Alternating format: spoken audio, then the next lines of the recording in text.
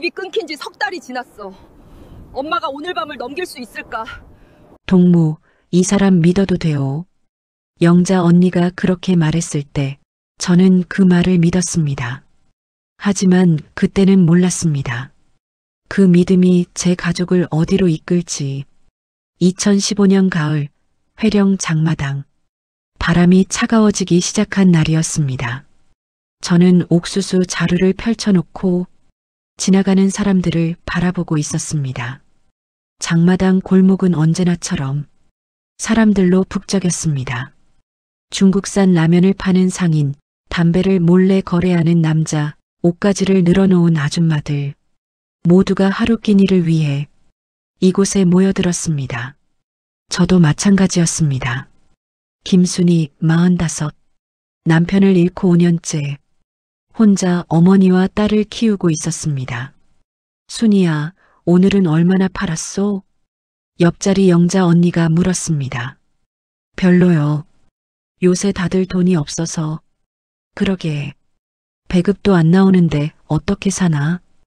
영자 언니는 한숨을 쉬었습니다. 저도 마찬가지였습니다. 어머니는 당뇨 합병증으로 하루하루 몸이 안 좋아지셨고 약을 구할 길이 없었습니다.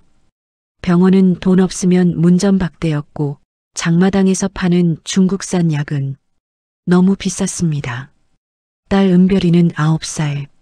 학교에서 돌아오면 배고프다는 말을 삼키며 물만 마시곤 했습니다. 이대로는 안 된다. 그 생각이 머릿속을 떠나지 않았습니다. 순이야, 너 중국에 친척 있다며? 어느 날 영자 언니가 물었습니다. 네, 사촌 오빠가 옌지에 있어요. 그럼 어머니랑 은별이를 그쪽으로 보낼 생각은 없소? 영자 언니의 목소리가 낮아졌습니다. 저는 가슴이 철렁했습니다.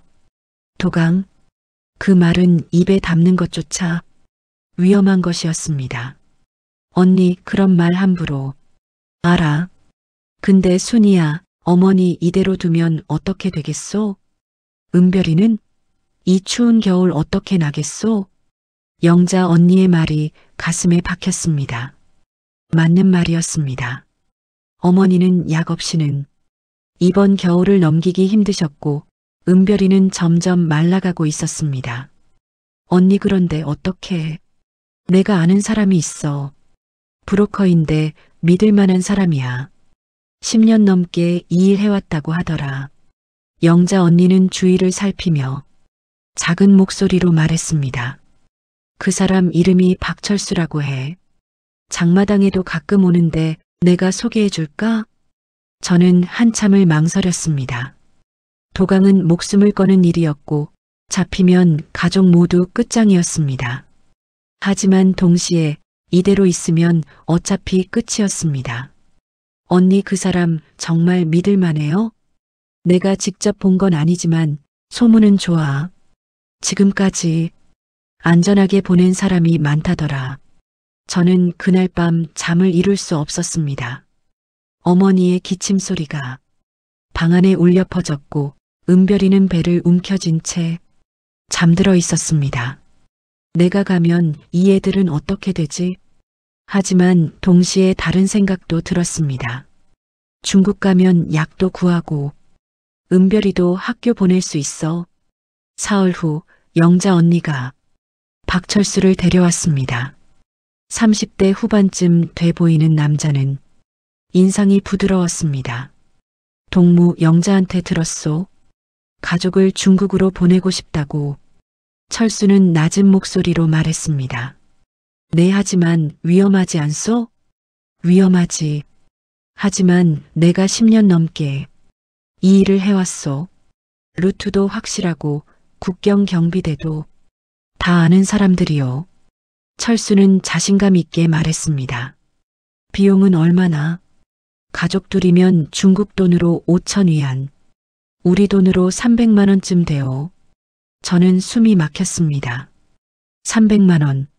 제가 1년 동안 모은 돈이 거의 그 정도였습니다. 돈은 언제 내야 하오?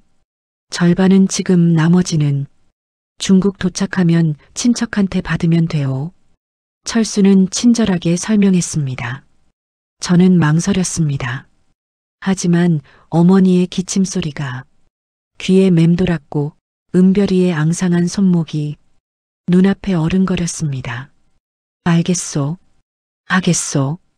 저는 그렇게 대답했습니다. 철수는 만족스럽게 고개를 끄덕였습니다. 좋소. 2주 후면 출발할 수 있소. 그때까지 준비하시오. 철수는 자리에서 일어났습니다. 그때였습니다. 철수가 문을 나서며 뒤를 돌아보는 순간 그의 눈빛이 묘하게 느껴졌습니다. 차갑고 계산적인 눈빛. 하지만 그것은 순식간이었고 저는 그저 제 착각이라고 생각했습니다. 그날 밤 저는 어머니께 말씀드렸습니다. 엄마, 중국으로 가세요. 사촌 오빠가 계시니까. 거기서 약도 구하시고 은별이도 키우세요. 순이야, 그런데 너는 어떡하려고? 저는 여기서 돈 벌어서 나중에 갈게요. 걱정 마세요. 거짓말이었습니다. 저는 갈 생각이 없었습니다. 잡히면 어머니와 은별이가 위험해지니까요. 어머니는 제 손을 잡으셨습니다. 순이야, 미안하다. 엄마, 괜찮아요. 조금만 참으세요. 그날 밤 저는 돈을 세었습니다. 모아둔 돈 전부 150만 원. 이게 제가 가진 전부였습니다. 다음 날 저는 철수를 만나 돈을 건넸습니다. 철수는 돈을 세어보더니 주머니에 넣었습니다. 2주 후 밤 11시 장마당 뒤쪽 골목에서 만나시오. 늦으면 안 데려가오. 알겠소. 철수는 고개를 끄덕이고 떠났습니다. 저는 그의 뒷모습을 바라봤습니다. 그때 또다시 이상한 느낌이 들었습니다. 철수가 골목을 나서며 누군가를 만나는 것 같았습니다. 하지만 저는 고개를 저었습니다. 괜한 생각 말자. 영자 언니도 믿는 사람이잖아. 그렇게 스스로를 달랬습니다. 하지만 그날 밤 잠이 오지 않았습니다. 철수의 그 눈빛이 자꾸만 떠올랐습니다. 2주가 빠르게 지나갔습니다. 저는 매일 장마당에 나가 옥수수를 팔며 시간을 보냈습니다. 하지만 마음은 편하지 않았습니다. 출발일이 사흘 앞으로 다가왔을 때 철수에게서 연락이 왔습니다. 동무 미안하오. 일정을 조금 미뤄야겠소. 전화기 너머 철수의 목소리가 들렸습니다. 왜요? 무슨 일이요? 국경 경비가 갑자기 삼엄해졌소. 요새 단속이 심해서 조금 기다려야 할 것 같소. 철수는 담담하게 말했습니다. 그럼 언제쯤? 한 일주일만 기다리시오.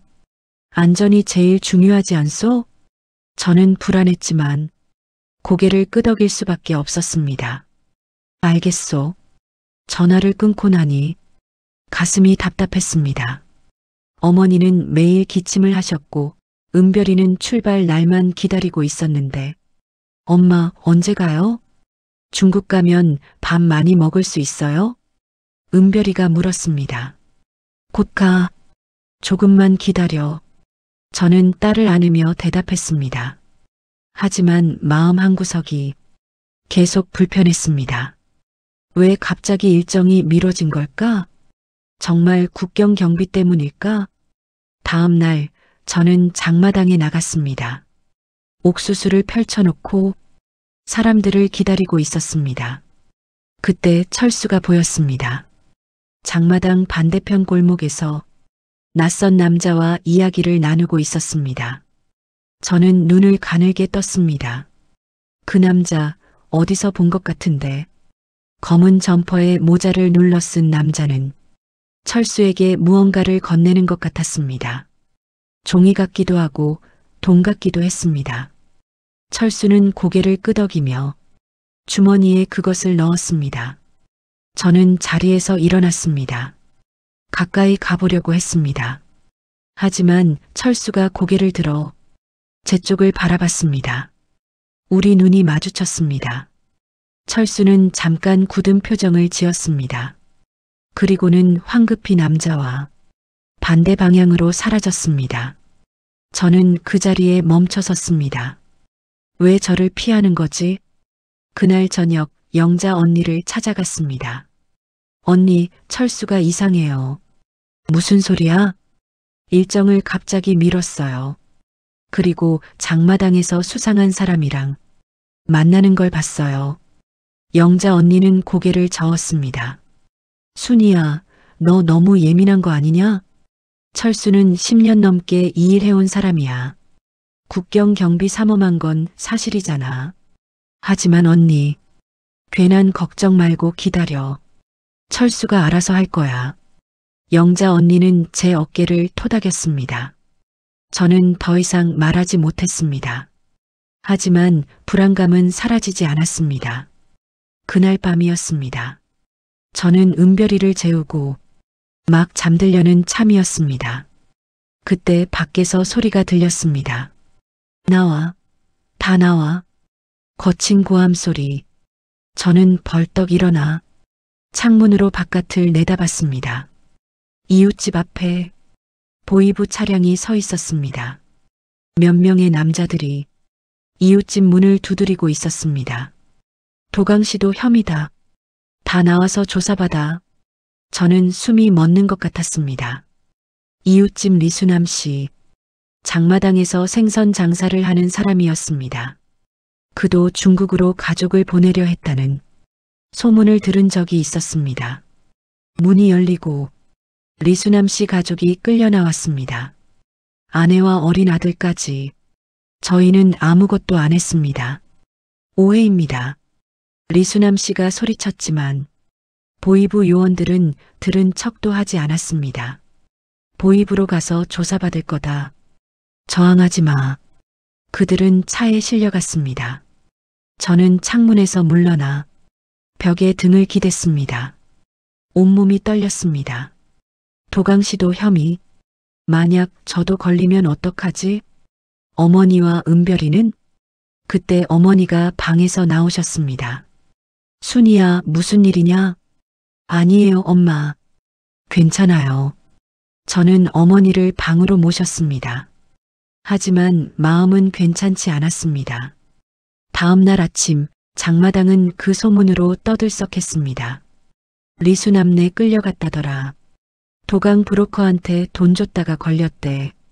브로커가 보이부에 신고했다는 얘기도 있어. 상인들이 수군거렸습니다. 저는 귀를 쫑긋 세웠습니다. 브로커가 신고했다고? 그 말이 머릿속에서 떠나지 않았습니다. 설마 철수도? 아니야, 그럴 리 없어. 영자 언니도 믿는 사람인데. 하지만 의심은 점점 커져갔습니다.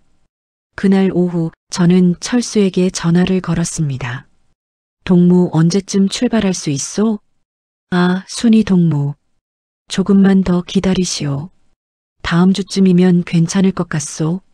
철수의 목소리는 여전히 차분했습니다. 철수 동무, 한 가지 물어볼 게 있소.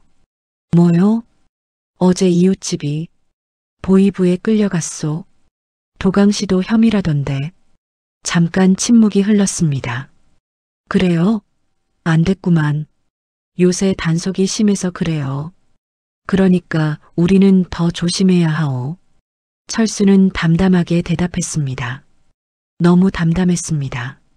놀라지도 걱정하지도 않는 목소리. 철수 동무는 안전하오? 혹시 보이부가 동무 루트를 알고 있는 건 아니오? 걱정 마시오. 내 루트는 절대 안전하오. 지금까지 한 번도 문제 없었소. 철수는 자신 있게 말했습니다. 전화를 끊고 나서도 저는 불안했습니다. 그날 밤 저는 잠을 이룰 수 없었습니다. 리수남네가 끌려가는 모습이 자꾸 떠올랐습니다. 만약 저도 그렇게 된다면 어머니와 은별이는 어떻게 되는 걸까? 문득 철수의 얼굴이 떠올랐습니다. 장마당에서 낯선 남자와 무언가를 주고받던 모습, 저를 피하던 눈빛, 너무 담담하게 대답하던 목소리. 무언가 잘못됐어. 그 생각이 머릿속을 떠나지 않았습니다. 하지만 이미 돈은 건넸고 어머니와 은별이는 출발만 기다리고 있었습니다. 저는 이불을 뒤집어 쓰고 눈을 감았습니다. 그저 제 의심이 기우이길 바랄 뿐이었습니다.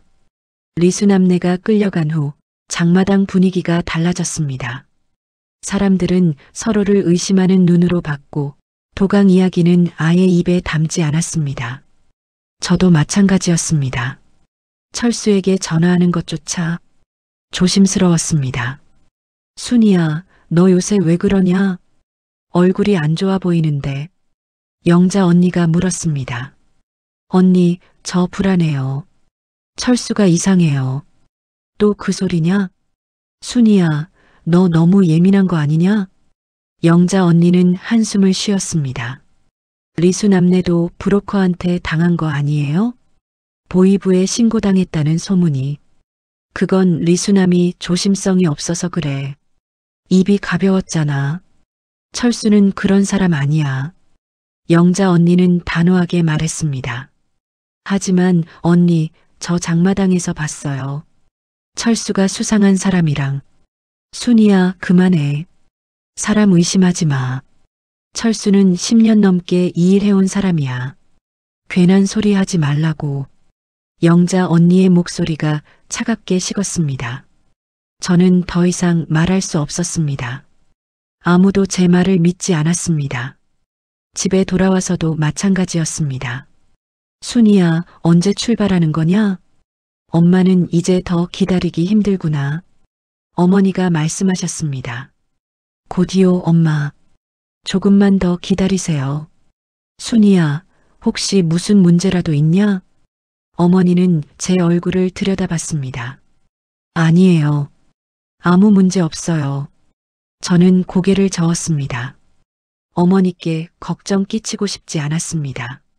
하지만 제 안의 불안은 점점 커져만 갔습니다. 저는 결심했습니다. 직접 확인해야겠다고.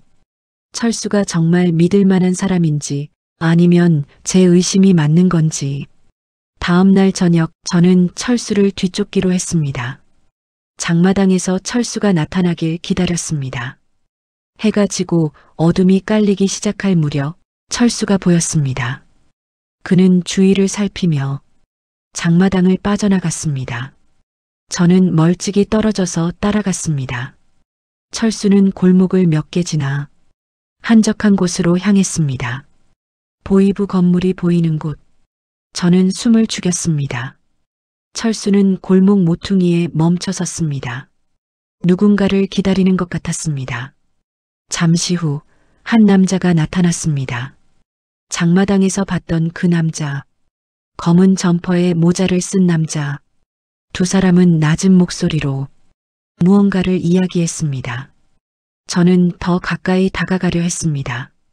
하지만 발밑에 돌이 굴러갔습니다. 철수가 고개를 돌렸습니다. 저는 황급히 몸을 숨겼습니다. 심장이 터질 것 같았습니다. 누구냐? 철수의 목소리가 들렸습니다. 저는 숨도 쉬지 못했습니다. 한참이 지나고 발소리가 멀어졌습니다. 저는 조심스럽게 고개를 내밀었습니다. 철수와 그 남자는 사라진 뒤였습니다. 저는 그 자리에 주저앉았습니다. 확신은 할 수 없었지만 뭔가 잘못됐다는 느낌은 확실했습니다. 집으로 돌아오는 길, 머릿속이 복잡했습니다. 철수는 누구를 만난 걸까? 보이부 근처에서 왜 만난 걸까? 문을 열고 들어서는데 은별이가 달려왔습니다. 엄마, 이거 봐요. 은별이가 중국산 전화기를 들고 있었습니다. 제 전화기였습니다. 은별아, 그거 엄마 거잖아. 왜 만졌어? 삐소리가 나서요. 메시지 온 것 같아요. 저는 전화기를 받아들었습니다. 화면에 메시지가 떠 있었습니다. 번호는 모르는 번호였습니다. 메시지를 열었습니다. 조심하시오. 철수는 믿을 사람이 아니오. 보이부 프락치오. 저는 숨이 멎는 것 같았습니다. 손이 떨렸습니다. 프락치, 밀고 자라는 뜻이었습니다. 누가 보낸 거지? 저는 다시 메시지를 확인했습니다. 하지만 발신자는 알 수 없었습니다. 그냥 숫자만 나열된 번호였습니다. 저는 메시지를 지우려다 멈췄습니다. 이게 진짜일까? 아니면 누군가의 장난일까? 하지만 왜 하필 저한테? 그날 밤 저는 잠을 이룰 수 없었습니다. 메시지가 자꾸 떠올랐습니다. 철수는 믿을 사람이 아니오. 보이부 프락치오. 만약 그게 사실이라면 저는 지금 함정에 빠진 것이었습니다. 어머니와 은별이를 위험에 빠뜨린 것이었습니다. 다음 날 아침 저는 영자 언니를 다시 찾아갔습니다. 언니, 이거 좀 봐요. 저는 전화기를 보여줬습니다. 영자 언니는 메시지를 읽었습니다. 그리고 고개를 저었습니다. 순이야, 이건 누군가의 장난이야.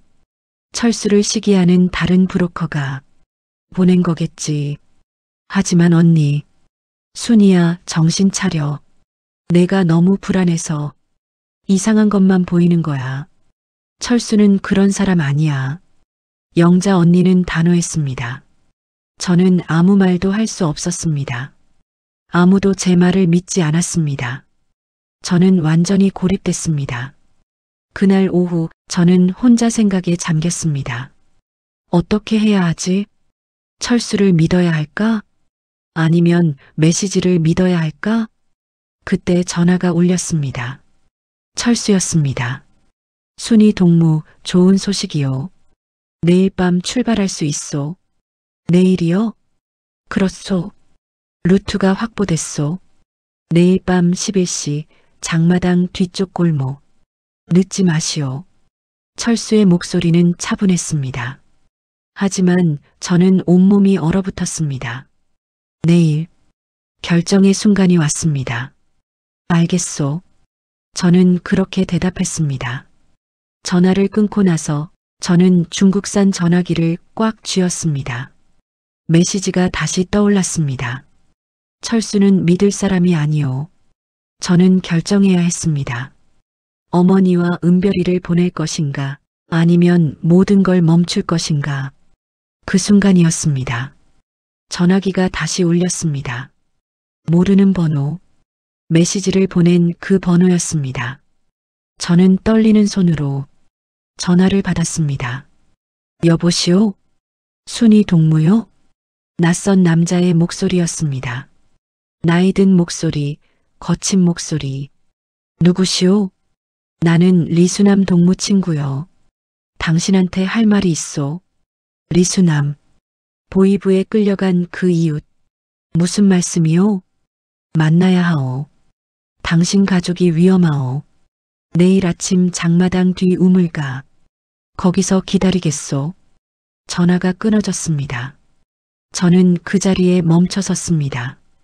리수남 동무 친구, 왜 저를 찾는 거지? 제 가족이 위험하다니 그게 무슨 뜻이지? 밤새 저는 고민했습니다. 내일 아침 우물가에 가야 할까? 아니면 그냥 철수 말대로 출발 준비를 해야 할까? 하지만 마음 한구석에서는 알고 있었습니다. 진실을 알아야 한다는 것을.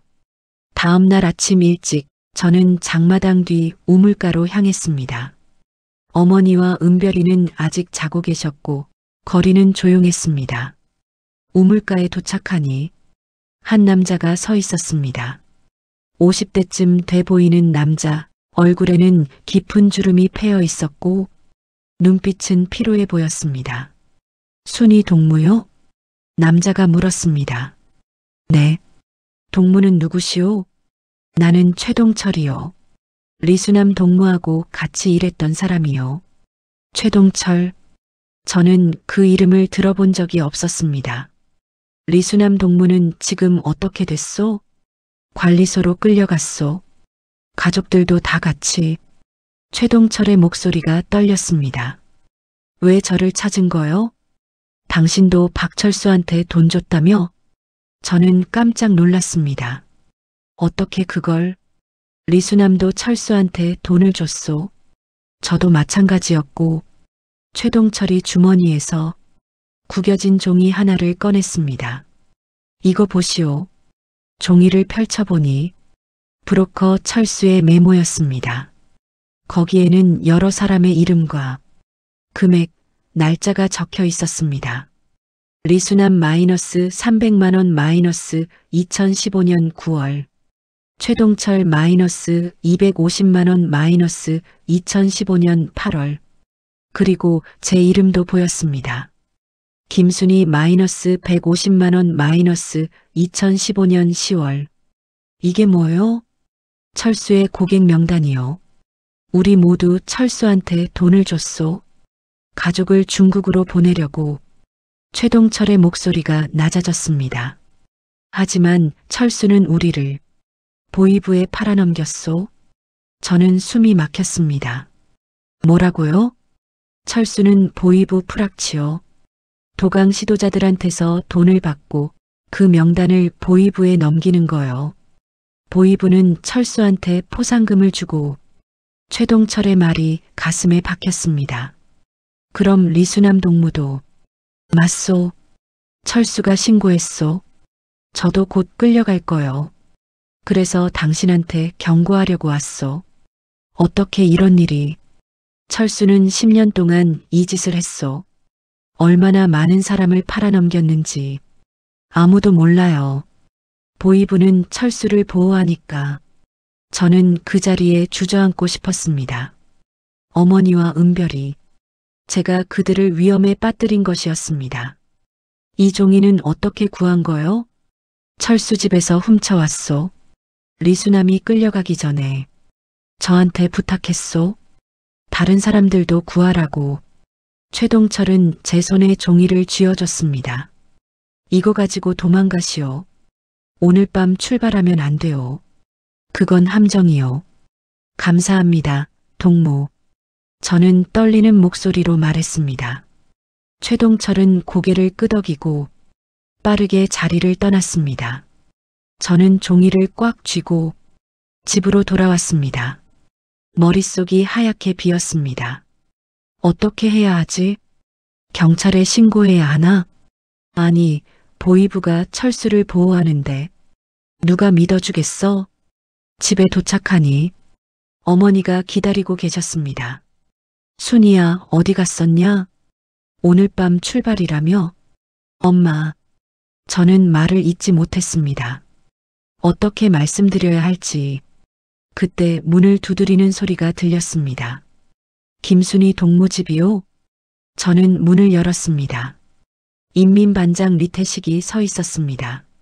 옆에는 낯선 남자 둘이 함께였습니다. 보이부 요원 같았습니다. 무슨 일이시오? 김순희 동무, 도강시도 혐의로 조사가 들어왔소. 우리랑 같이 가야겠소. 저는 온몸이 얼어붙었습니다. 저는 아무것도 안 했습니다. 브로커 박철수 동무의 진술서가 있소. 동무가 돈을 주고 도강을 의뢰했다고. 리태식이 서류 하나를 꺼냈습니다.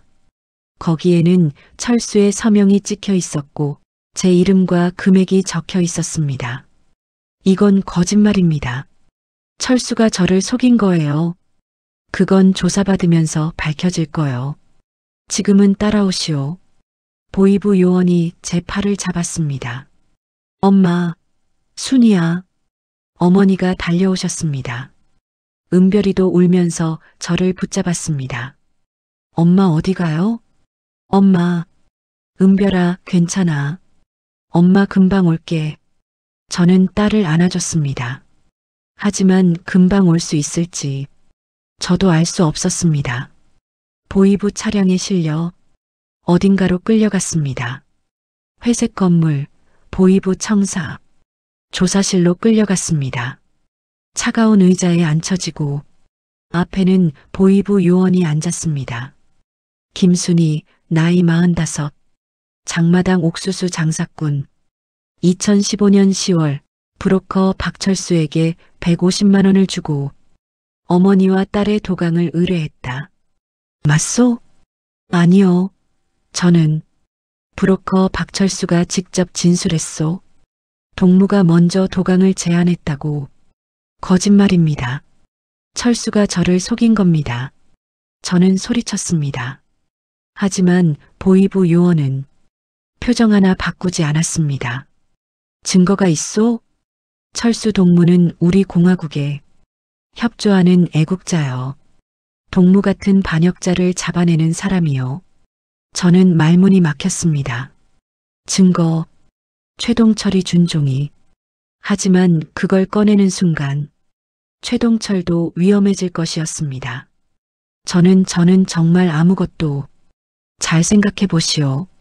솔직하게 자백하면 형량이 줄어들 수도 있소. 가족들도 보호받을 수 있고. 보이부 요원의 말이 귀에 울렸습니다. 가족들, 어머니와 은별이 제가 자백하지 않으면 그들도 처벌받을 것이었습니다. 저는 입술을 깨물었습니다. 어떻게 해야 하지? 자백해야 하나? 아니면 끝까지 부인해야 하나? 그때 조사실 문이 열렸습니다. 철수가 들어왔습니다. 그는 저를 보며 미소를 지었습니다. 차갑고 비열한 미소. 순이 동무 미안하오. 하지만 이게 내일이오. 철수는 태연하게 말했습니다. 당신이 어떻게 이럴 수가. 공화국을 위한 일이오. 반역자들을 잡아내는 건 애국하는 일 아니겠소? 철수는 비웃듯 말했습니다. 저는 주먹을 쥐었습니다. 온몸이 떨렸습니다. 분노와 절망이 뒤섞였습니다. 이 사람 때문에 얼마나 많은 가족이 파괴됐을까? 리수남네도, 최동철네도, 그리고 이제 저희 가족도. 순이 동무 마지막으로 묻겠소. 도강을 시도했소? 안 했소? 보이부 요원이 물었습니다. 저는 철수를 똑바로 봤습니다. 그리고 천천히 입을 열었습니다. 저는 도강을 시도한 적 없습니다. 하지만 이 사람 박철수는 사람들을 속여 돈을 뺏고 보이부에 팔아넘기는 사기꾼입니다. 철수의 표정이 굳었습니다. 뭐라고? 당신이 얼마나 많은 사람을 팔아넘겼는지 저는 압니다. 리수남 동무도 최동철 동무도 증거도 있습니다. 저는 주머니에서 최동철이 준 종이를 꺼냈습니다. 이게 뭐요? 보이부 요원이 종이를 낚아챘습니다. 거기에는 철수의 필체로 여러 사람의 이름과 금액이 적혀 있었습니다. 이건 어디서 구한 거요? 철수의 목소리가 떨렸습니다. 당신 집에서요. 당신이 얼마나 많은 사람을 팔아넘겼는지 다 적혀 있어. 보이부 요원은 종이를 들여다봤습니다. 그리고 철수를 보았습니다. 철수 동무, 이게 사실이요? 아니요. 그건 제가 조사하려고 기록한 거요. 철수는 변명했습니다. 하지만 그의 목소리는 확신이 없었습니다. 순이 동무, 이 종이를 어떻게 구했다고 했소? 최동철 동무가 줬습니다. 철수 집에서 훔쳐왔다고. 최동철? 그 사람도 도강 시도자 아니오? 보이부 요원이 물었습니다. 저는 고개를 끄덕였습니다. 맞습니다. 하지만 그 사람도 철수한테 속은 겁니다. 리수남 동무처럼. 조사실에 침묵이 흘렀습니다. 보이부 요원은 종이를 보며 무언가를 생각하는 것 같았습니다. 순이 동무는 일단 돌려보내겠소. 하지만 조사는 계속될 거요. 집 밖으로 나가지 마시오. 감사합니다. 저는 고개를 숙였습니다. 보이부 요원은 철수를 봤습니다. 철수 동무, 당신은 남아서 추가 조사를 받아야겠소. 철수의 얼굴이 창백해졌습니다. 저는 조사실을 나왔습니다. 다리가 후들거렸지만 어떻게든 걸었습니다. 집으로 돌아가는 길, 하늘이 무너지는 것 같았습니다. 어머니와 은별이는 어떡하지? 저는 풀려났지만 조사는 계속될 것이고 언제 다시 끌려갈지 모른다. 그리고 철수,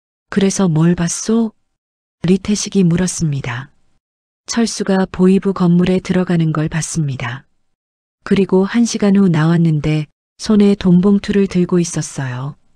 영자 언니의 말에 사람들이 술렁거렸습니다. 그것뿐이 아닙니다. 저는 다른 피해자들도 찾아봤습니다. 여기 계신 분 중에도 철수한테 가족을 잃은 사람이 있습니다. 영자 언니가 한 여자를 가리켰습니다. 그 여자가 일어섰습니다. 저는 박순덕입니다. 제 남편도 철수한테 속아 보이부에 끌려갔습니다. 2년 전 일입니다. 박순덕의 목소리가 떨렸습니다. 철수는 남편한테 안전하게 중국으로 보내준다고 했어요. 남편은 돈을 주고 출발했는데 국경에서 보이부에 잡혔습니다. 철수가 미리 신고해 놓은 거였어요. 또 다른 사람이 일어섰습니다. 저도 마찬가지입니다. 제 형도 철수한테 저희 딸도 그랬습니다. 하나둘 사람들이 일어나 증언을 쏟아냈습니다. 철수의 얼굴이 창백해졌습니다. 이건 모두 오해입니다. 저는 공화국을 위해 리태식이 철수를 쏘아봤습니다. 사람들을 속여 돈을 뺏고 보이부에 팔아넘기는 게 공화국을 위한 일이요? 저는 보이부와 협조한 겁니다. 반역자들을 잡아내는 협조가 아니라 장사였소. 저는 소리쳤습니다. 당신은 사람들의 절망을 이용해 돈을 벌었소. 얼마나 많은 가족이 당신 때문에 파괴됐는지 아시오? 철수는 아무 말도 하지 못했습니다. 보이부 요원이 일어섰습니다. 철수 동무, 이 명단에 대해 설명해 보시오. 저는 철수의 목소리가 떨렸습니다. 시간을 드리겠소. 하지만 거짓말하면 당신도 처벌받을 거요. 보이부 요원의 말에 철수는 무너졌습니다. 죄송합니다. 제가 잘못했습니다. 철수가 무릎을 꿇었습니다. 저는 돈이 필요했습니다. 보이부에서 주는 포상금이. 그래서 계속 사람들이 분노의 눈빛으로 철수를 봤습니다. 당장 저 사람을 끌어내시오. 리태식이 명령했습니다. 보이부 요원이 철수를 끌고 나갔습니다. 철수는 저를 돌아보며 원망의 눈빛을 보냈습니다. 하지만 저는 눈을 돌리지 않았습니다. 일주일 후 결과가 나왔습니다. 박철수는 보이부 조사 결과 사기 혐의와 국가 신용 실추 혐의로 처벌받게 됐습니다. 장마당 출입 영구 금지, 배급 박탈, 강제 노역, 그리고 그가 받았던 돈은 모두 피해자들에게 돌려주라는 명령이 내려졌습니다. 저도 150만 원을 돌려받았습니다. 하지만 그 돈으로는 어머니를 살릴 수 없었습니다. 도강의 꿈도 사라졌습니다. 저는 다시 장마당으로 돌아갔습니다. 옥수수 자루를 펼쳐놓고 하루하루를 살아갔습니다. 어머니는 그의 겨울을 넘기지 못하셨습니다. 약을 구할 길이 없었으니까요. 은별이는 학교로 돌아갔지만 여전히 도강 시도자 집아이라는 꼬리표를 달고 다녔습니다. 영자 언니는 저를 찾아와 여러 번 사과했습니다. 순이야, 미안해. 내가 철수를 소개해서 언니 잘못 아니에요. 저도 속은 거고 언니도 속은 거잖아요. 저는 영자 언니를 용서했습니다. 그녀도 피해자였으니까요. 최동철은 조사 후 풀려났습니다. 그는 저를 찾아와 고개를 숙였습니다. 순이 동무 고마웠소. 당신 덕분에 철수가 처벌받았소. 아니에요. 동무가 증거를 줘서 제가 살았어요. 우리는 서로 감사했습니다. 그리고 각자의 자리로 돌아갔습니다. 그날 이후 철수는 장마당에서 다시 모습을 보이지 않았습니다. 사람들은 그가 어디론가 끌려갔다고 했고 다시는 돌아오지 않을 거라고 했습니다. 저는 가끔 중국산 전화기를 꺼내봅니다. 그때 받았던 그 메시지. 조심하시오. 철수는 믿을 사람이 아니요. 누가 보낸 건지는 끝내 알 수 없었습니다. 하지만 그 메시지 덕분에 저는 살았습니다. 은별이도 살았습니다. 지금도 저는 장마당에 앉아 옥수수를 팝니다. 하루하루 끼니를 걱정하며 삽니다. 하지만 적어도 제 딸은 제 곁에 있습니다. 그것만으로도 감사합니다. 사람을 믿는다는 건 때로는 위험한 일입니다. 특히 이곳에서는요. 하지만 그래도 사람을 믿지 않고는 살 수 없습니다. 저는 다시 믿는 법을 배우고 있습니다. 조심스럽게, 천천히, 그리고 언젠가 은별이가 이곳을 벗어나 자유롭게 살 수 있기를 바랍니다. 그게 제 마지막 희망입니다.